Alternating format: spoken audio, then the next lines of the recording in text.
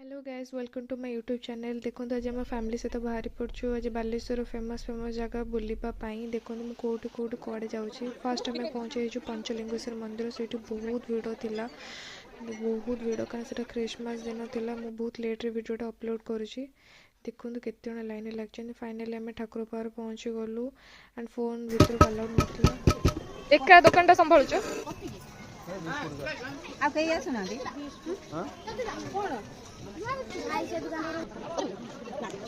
वो मेहंदी लगुची।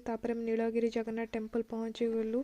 रानी गुंफा पहुँचे जो पानी नि जाए जगन्नाथ स्नान करने। रानी गुंफा, राजाराणी गुंफा, नीलगिरी पहाड़, अबड़ा खाई क्षीरचोरा गोपीनाथ पहुँची गलु। क्षीरचोरा गोपीनाथ देखु से घेरे घेरे मारी। पहुँची गलु निमाई। से आम बहुत फेमस जगन्नाथ टेम्पल। पहुँची गलु रेमुणा सी बीच, बसी। बाय बाय, वीडियो एंड कर।